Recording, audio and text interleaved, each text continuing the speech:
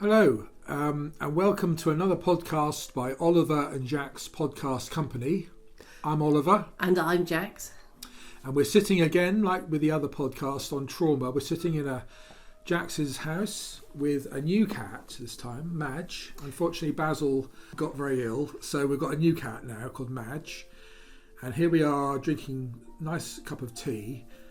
And we're going to talk about our new podcast called Anger and Rage, Calming the Flames Through Buddhism. Yeah, which is a very, very important topic for me, because you might be surprised by this, Oliver, but I get quite angry quite a lot. Do you? I get very angry. I managed not to go around punching people, but in my head it's happening. I think to start off with, I think the important thing to say is, as far as Buddhism is concerned, anger is quite normal. Hatred, if you're not a spiritual person, and it doesn't really just limit itself to Buddhism, it could also be any spiritual practice, which is generally spiritual.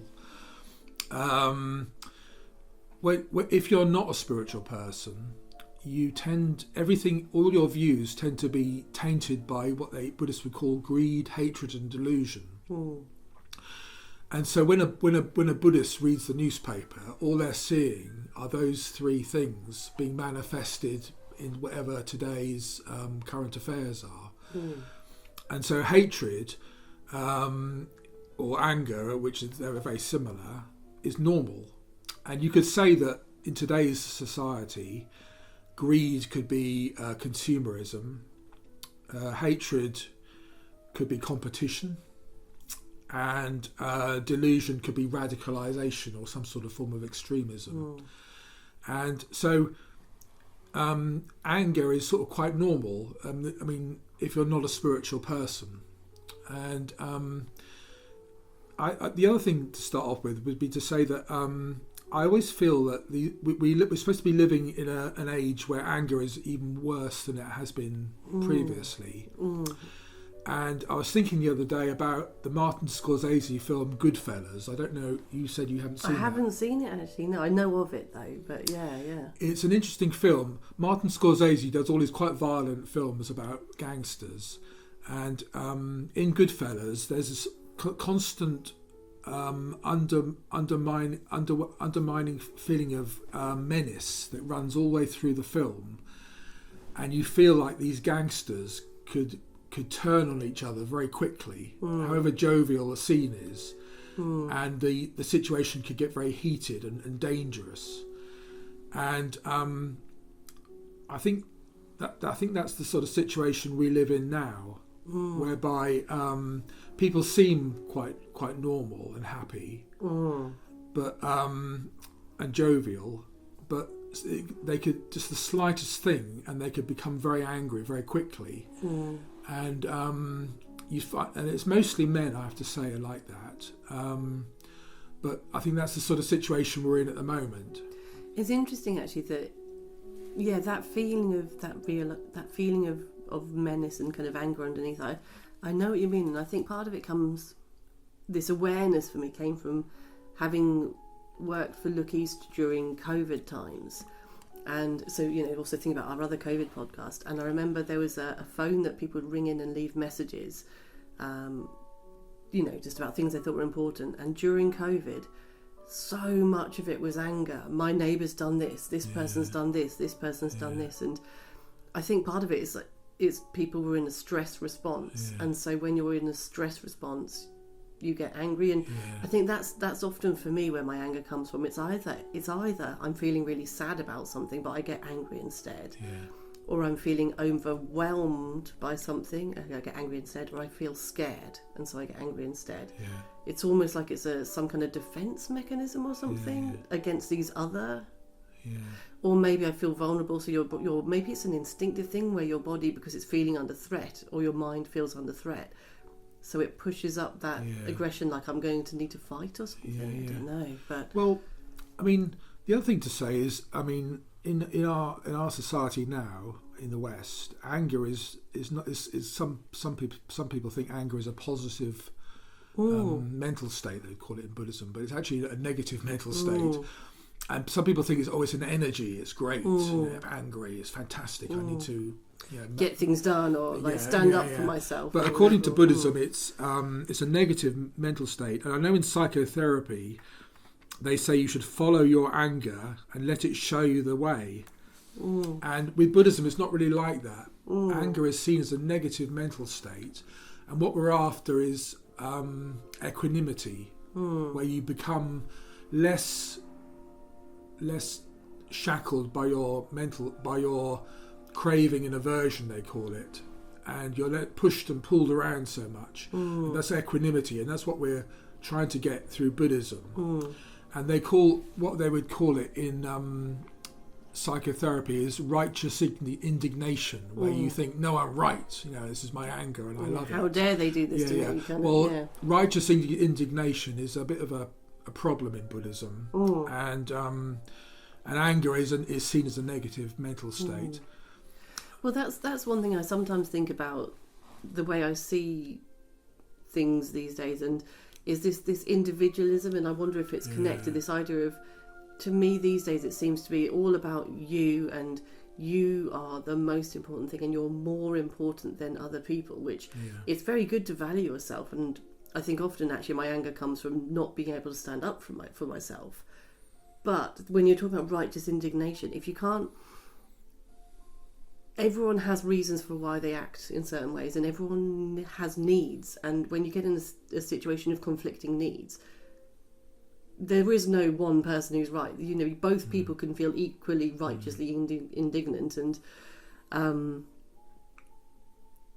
so I almost feel like maybe we need an awareness that, okay, I might feel like I've been wronged, but the other person might also feel like they've been wronged, and we could both be right about this. Well, that's interesting what you say that, and this is where Buddhism kicks in really, is to try, have time when you're starting to feel angry, to have a chance to act more creatively than how you normally would react. And in Buddhism, there's something called the gap.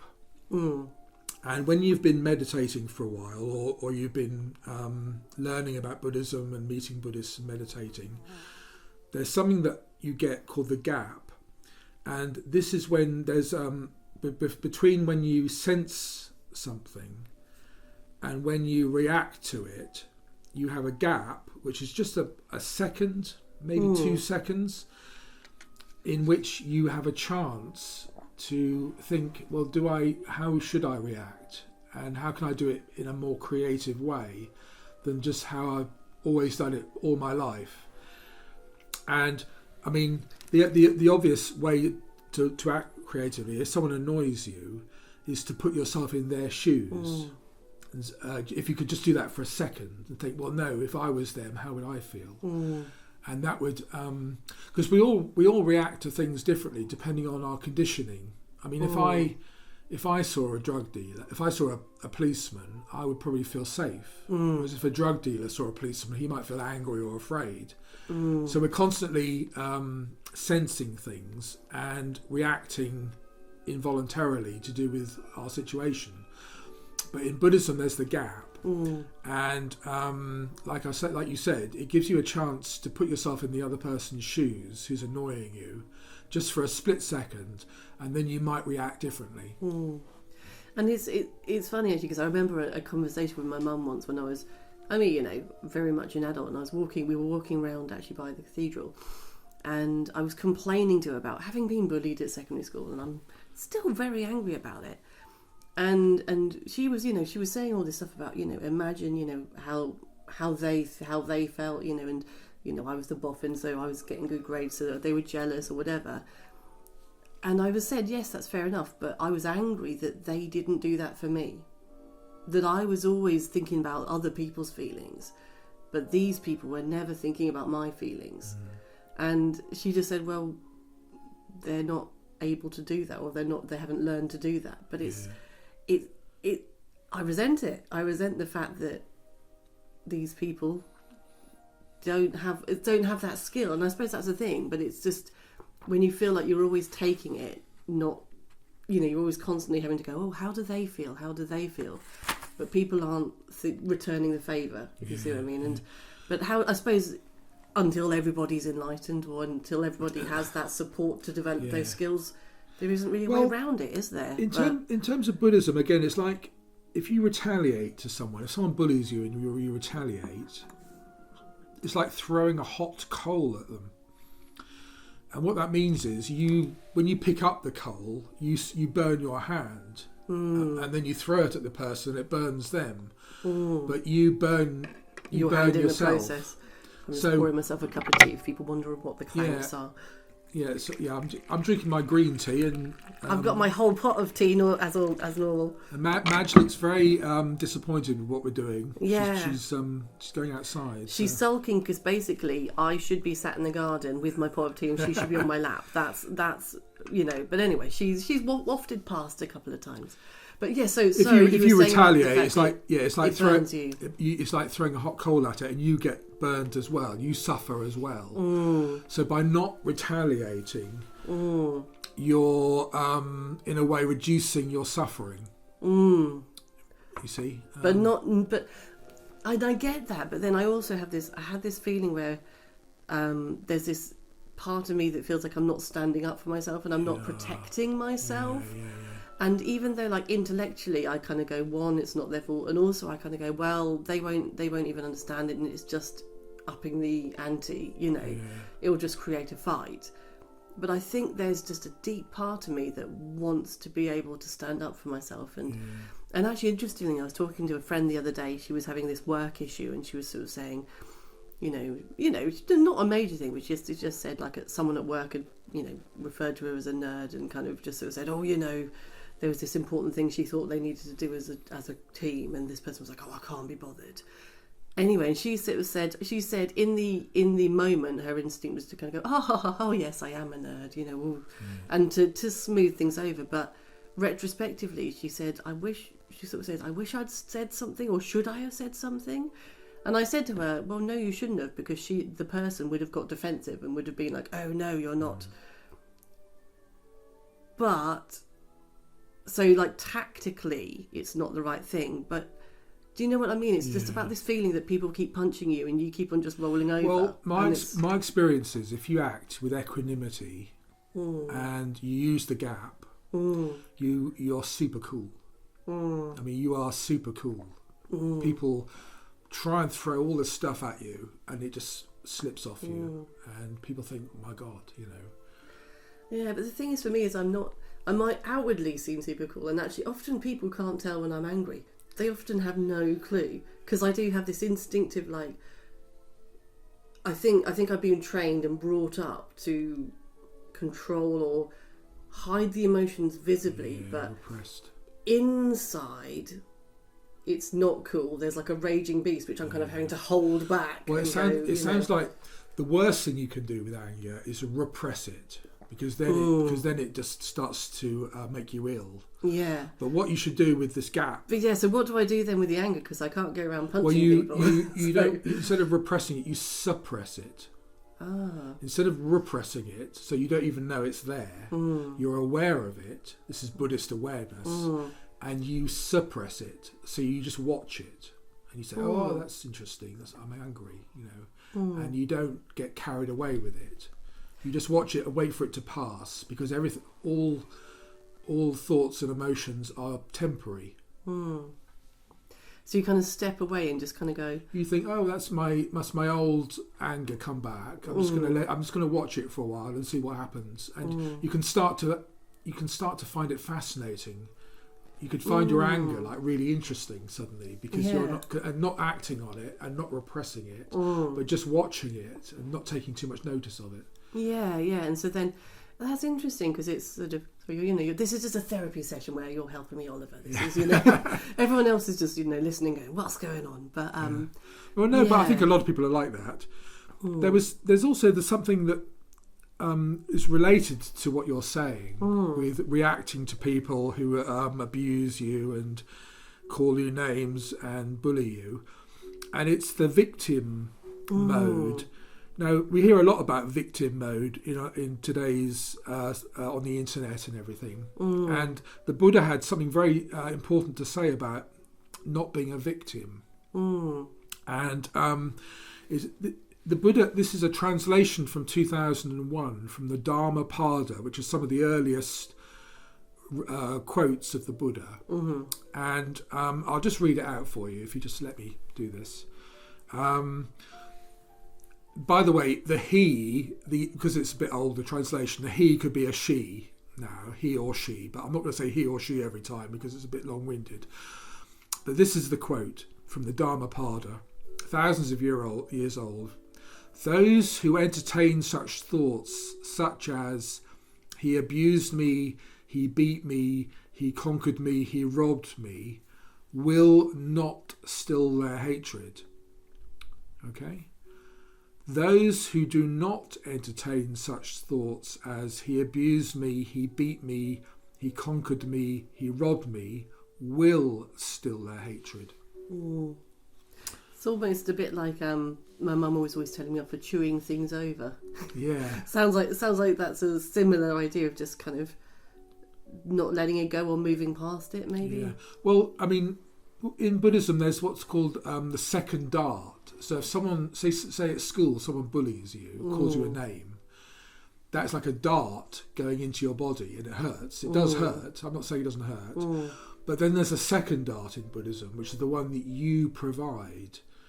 And that's the righteous indignation. How dare this happen to me? I'm just me. And look at me. I've had a terrible time, and I'm going to sue you, and make And what the second dart you provide, and it doubles the amount of pain.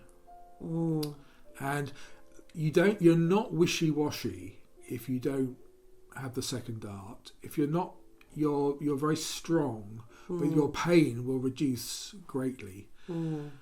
So that's what the Buddha had to say about the victim mode. So if you try not to see yourself as a victim, it reduces the amount of pain you go through, and you're not wishy-washy. You really are still strong, confident, and nobody would want to mess with you still. And I think that's right, because I do definitely. There's so much of these days what my thoughts are is, how could they do that to me? It wasn't my fault that they were stupid, and that kind of litany, that repeated, and like you say, that kind of rehearsing of it is, and I think in a CBT kind of way, it's like it's making those grooves in your mind deeper. So like you say, the way that it's funny, because I often think, the way you perceive something, it doesn't change how it is, but it sounds like actually it kind of does. And I tell you, with the victim mode, there's lawyers are never far away. There's a line in a Joni Mitchell song. I don't think anyone had ever heard of it, but it goes, "Let me show you how your petty aggravations can profit you." And it's kind of, I'm not saying that people's problems are petty, but that's how it's become a bit. We got that from America, I think, haven't we? But then after the Buddha said all that, he then went on to say something even more interesting. Others do not realise that we are all heading for death. Right? Those who do realise it will compose their quarrels. Now that's quite a powerful thing, isn't it? And I was thinking about this with grief. I think I think the Buddha was talking to some extent about grief, about how if you have an argument with someone and you fall out with them, like a family member, and then they die unexpectedly, say, the grief process is much worse than even if you were right, because you'd left things in a state of turmoil. The grief process is much more painful, and we don't know when we're going to die, when other people are going to die, and really, you have to think, was it worth it? If that person died, would it be worth it over you know, oh, you didn't give me as much pocket money as my brother or something, you know. Like you say, that kind of perspective of, is it that big a deal? And obviously some things are big deals, but yeah, like, and I've been talking to a counsellor for a while and stopped recently actually. And what we did was we did some ceremonies to kind of wrap up things, like almost psychologically. And one of the things I sort of realised was, one's always got to talk about one's mother, hasn't one? Yeah. And there was like this one thing my mother did under stress, which was like, and then I was like, actually, that was that one thing, and otherwise she's been wonderful. So that kind of perspective, and going, yes, that happened, yes, it messed me up, but I'm 41. She's put in 41 really good years of doing it. Well, that's something. If you do have counselling, they often warn you that while you're having this counselling, family relations will get worse. And the reason family relations temporarily get worse while you're having the counselling is because the counselling will encourage you to see yourself as a victim in the family. And then what you've got to do is, when the counselling's over, you've got to try and get back to get rid of the victim thing, because it served you well during the counselling, but after the counselling, you need to try and get on with your parents again. Yes. Or your brothers and sisters. Yeah. There was another thing I wanted to talk about with anger, and that was the role of technology. And this was I was interested in this. I got this from a radio program quite a long time ago, and they were talking about how when we pay for a product or a service from a company, we think we're in charge because we're paid for it. But in actual fact, we're not. We have to do exactly what we're told, or we go without. And an example of this would be if you go into a restaurant, like especially a chain restaurant, you're told exactly where to sit. You're given a set menu, and you have to choose what you want from the menu, and you can't really deviate. And then and you don't really have any choice. And the only choice you have really with the restaurant is what type of food it is, whether it's Italian or Chinese, really. But if you expand that to everything, it's like that with absolutely everything. With computers, what phone you've got, when you're having your fridge delivered. When you're trying to complain about your energy bills. Yeah. And it's almost like there's no one to talk to anymore. And you have to pander to whatever rules have been set up to get the service or the product you want. And there's no recourse if you feel that the rules are unfair, or unless you've got millions of pounds and years for a lawsuit. What happens is people get very angry because they think that they're in charge because they're paid, and they have to realise that they're not in charge. So you mean you'd be less angry if you just acknowledge and accept that you're not in control in these instances? Yeah. And it's a bit depressing. It is a bit depressing, but it's probably better than shouting at people down phones and not getting anywhere. Yeah, a bit like you say, just realise that phrase, banging your head against a brick wall, isn't it? It's kind of, it's easy to just go, that wall is there. It's there. I can't. I'm just going to have to can't fight it. Yeah, and then when you do try and complain, you get the computer says no thing. Do you remember that from Little Britain? Oh yes, computer says no. So you get that in all sorts of situations these days. Well, that's because even when you manage to get through to a person, they're still controlled by the rules, and you're sitting there going, "But this makes no sense." And I get that when I get on the bus. And I say, can I have a ticket? Can I have a single fare to so and so? And they say that's whatever the price is. And I say, well, it wasn't that last time. And all the bus driver will say is, well, that's what it says on here. And that's the computer says no thing. And you get that in every situation, don't you? Oh, so random comedy story. I was, I'll try and tell it in a simple way. So I was on the train. I had my refill cup. I was trying to get a cup of tea.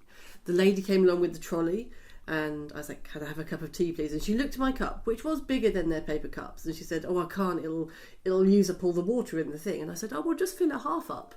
And then she just went, it's almost like her brain kind of glitched, and she went, I can't, it'll use up all the water. I was like, I looked and went, just half fill it up. And we went through this a few times until I just gave up and went, fine, because she couldn't. Yeah, you can't deviate from the rules. Yeah, and I just was like, is there something wrong with her brain? It's like, anyway, actually it worked out well for me, because then I walked to the place, the actual food car, and got a full cup of tea for the same price. So actually it worked out in my favour in the end, but I just didn't know what to say. I find that when I go to lots of exhibitions in London, and you're given a QR code, aren't you? And you go all that way to London, a lot of money on the train and the tube, and then you wait. You go at your allotted time, and they scan it, and if it goes beep, you can go in, and if it doesn't go beep, there's a problem and you can't go in. And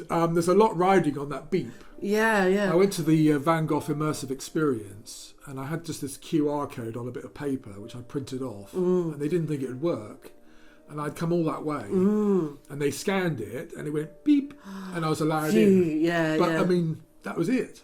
Anyway. Well, I mean, and actually, a train story about people, how the fact that they can be really nice.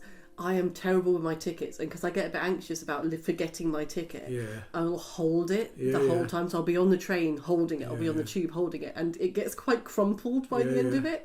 So then, especially when it's the magnetic strip ones, it won't go through the machine.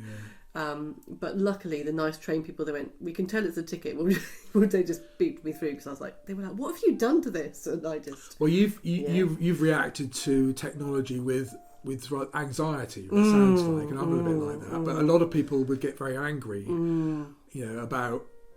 about their QR code not going. How dare it not work? So that, I think that's a source of a lot of anger. That people just don't. And I think they like I was saying at the very beginning, for me, although maybe it's not the same for everyone, but for me, this anxiety, this fear, often turns into anger, turns into rage. So it's almost like sometimes for me it's kind of maybe acknowledging I'm afraid, like I got this email recently from the I'm moving house. I got this email from the lawyer saying they needed all this information, and it was a massive spike of rage. But what it was I felt overwhelmed. I thought, I can't get all this information that quickly, and actually it was it was fine. I just needed to calm down, do it bit by bit. But that's what it was the overwhelm, and so that I got angry instead. And you were saying about the world being very angry at the moment. I wonder. I mean, we were chatting about this fear, this constant feeling of fear at the moment, of the environment, of the the wars everywhere. Maybe that's partly why you were saying right at the beginning that you felt this undercurrent of menace. People are just on the edge. It wouldn't take very much just for them to snap. And you find that in shops and everyday situations. And then that obviously that intensifies the problem, because if everyone's walking around going, hang on, I don't feel safe, then you get more angry. If fear leads to anger, so I mean, does Buddha have advice for how to break that kind of cycle? Well, maybe being aware of it, like like I say, there's two types of meditation which I always recommend for anything in Buddhism. There's the metta bhavana, which is developing loving kindness for yourself and for every living being in the world. The metta bhavana, freebuddhistaudio.com for a guided meditation on that. You start off loving kindness for yourself, and you end up with everybody and everything in the world. And you can put anyone in that, providing they're not dead. I think you can't do that. The other thing is to create awareness, like you just mentioned, very important awareness, so you can suppress and watch negative mental states rather than either repress them and making you ill, or acting them out whenever you feel like it and getting yourself into trouble. The awareness one is the mindfulness of breathing, whereby you create awareness for yourself. Oh, Madge has just appeared. Hey, Madge. Yes. Oh, she said hello. She said hello to everyone listening, Madge. She's sniffing my hand. But the mindfulness of breathing, again, freebuddhistaudio.com. There is a guided meditation on that. You can do the mindfulness of breathing too much, and you can get what's called alienated awareness. But the Metta-Bhavana, so you have to do it with the Metta-Bhavana alternative practice. But the Metta-Bhavana you can do, I mean, it's completely safe. Anyone can do it unless you're seriously mentally ill, which I wouldn't recommend meditation at all if you're really psychotic or something like that. But the Metta-Bhavana generally is safe, and you can do it as much as you like, and it's very good. So you could put, say, the shareholders of Shell of some company in that. Well, I don't like them. Do I have to like them? No, but you but it doesn't mean you like everybody. Oh, okay. It just means that you don't go around hating them and full of ill will. So you're protecting yourself. The other thing to say about hatred and fear is that often they're bound up together. And I'm going to say something a little bit controversial here, but I think I read this in the newspaper. It was by a woman, and she said that she thought that feminism had become victim-led rather than about equality. And women have a lot to be angry about because of the way they've been treated for centuries. But this woman said it's become a victim thing rather than equality. It's gone beyond equality. And it's led to some women hating men because of what the Buddha said in the Dhammapada, the victim-led thing. And if you hate men, because fear and hatred are all bound up together, it will lead to an irrational fear of men. Sorry, Madge is just destroying scratching everything. Yes. It will lead to an irrational fear of the people you hate. If you're afraid, it works the other way. If you're frightened by someone, say someone at work, your boss is bullying you, and you're afraid of them.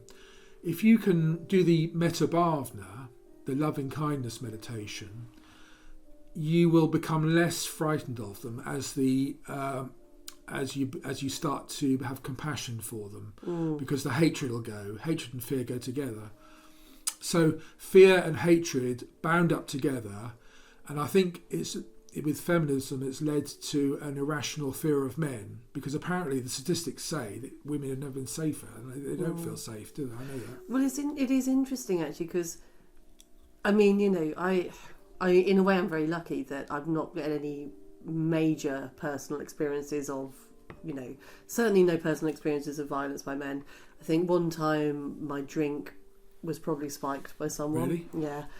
But I actually, at that time, this other guy, I think he was Polish, walked me home and kept me safe. Did nothing. So, I've had a little bit of abuse thrown at me, but so I'm quite lucky. But especially, during the kind of Me Too movement, everyone was saying everything, and it's very hard to find that balance between being aware that there are men. I mean, and I say, but there are men who are dangerous, and having to keep yourself safe, but not wanting to be afraid of, not being afraid of every single man you see, and I remember and it's really hard when you hear all these stories, and I mean, I'm kind of a middle class, fairly ordinary person, and I know probably about 10 women who've been raped. Really? I do. Really? So, I do. So, but I, can also say that, for example, my brothers are wonderful. They would never do anything like that. You are, my dad was. So it's really hard to know whether to feel safe or not. But like you're saying, it doesn't feel good to be walking around looking at every man you see going, and I honestly don't know what the answer is, because obviously you want to keep yourself safe, and how much risk is a sensible amount of risk. But I think maybe there are good men. There are you don't want to live in fear though. That's maybe the thing. Yeah. And one of my friends, she said that her friend told her teenage boy after all of this that all men are natural rapists, and that he needed to learn to not be not be that way. And the impact of that on your, you know, your mother telling you that you're a natural rapist. Yes. That's, you know, pretty strong, isn't it? It's pretty strong. It's sort of so. It's such a difficult subject, but like you say, it's just we want people not to be not safe, but also, not to live in fear. Not to live in fear. And what? How can we do that? Yeah. Mm-hmm.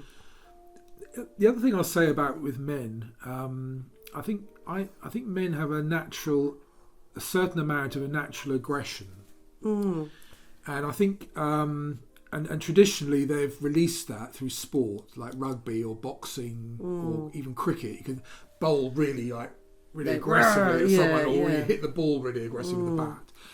And I think one thing that occurred to me is maybe the woke environment doesn't cater for men's natural aggression, and it's not allowing them to let off steam in the way it used to. And maybe that's part of the problem why people are losing their temper in shops and stuff like that. You know, that did occur to me. That's not a major factor, I don't think, but it was just something that I thought was interesting. Yeah, and I mean, because like we were saying about this idea of not repressing the emotion, finding a safe way to let it out. But I do also think that the modern world, one, because of the internet and everyone kind of being a lot more combative, you know, it's a lot more extremist. But I think there's so many pressures, like this continual fear, this lack of unity. Anyway, so many things. But yeah. Anyway, should we try and end on a positive note? Yeah. Well, we've got some more stuff. Good. Well, no, it's just one last thing I would like to just end with. You might wonder. I get told a lot, why are you doing all this stuff? You should just be enjoying yourself. Why are you going through all this miserable stuff? You know, trying to do all this Buddhism. Yeah, maybe our next podcast should be about kittens. Yeah, well, Madge has taken up position just behind Jax. She looks adorable. Yeah. But I'll say, in ancient India, if you were out and about and you met someone, say in the supermarket, who you liked the look of, your word, you would ask. So them. you don't mean romantically. No, you just thought. Well, they in ancient India they'd pick up your vibe. Ah, okay. And if you liked someone's vibe, you didn't necessarily know them, and you liked in the supermarket or something, you would say, "Who is your teacher?" And can you imagine how we're a million miles away from that in today's society? And I'll just leave you with that. You know, maybe we've all become a bit lazy. Yeah, and I think also lazy, but also we're barreling through life, aren't we? Yeah. Do we have a second for self-reflection? Yeah. Just imagine that. Who is your teacher? Next time you see someone and you like the look of them, go up to them and say, "Who is your teacher?" and see what they say. Yeah. Well, thank you everyone for listening, and we hope you've found some of this interesting, maybe useful. Yeah, that was another podcast for Oliver and Jack's podcast company, and it's called Anger and Rage, Calming the Flames Through Buddhism, and we hope you've enjoyed it. Madge has made a bit of a contribution. She said hello at least, didn't she? And it's a shame about losing Basil, but I think Madge is starting to get the hang of it. She's starting to, because Baz was a pro, he knew how to do it, but Madge is learning. Yeah. Anyway, we hope you've enjoyed this podcast and it can be helpful. And listen to it. We've got some more podcasts, so listen to some others if you like them. Yeah. Thank you very much. Bye. Bye.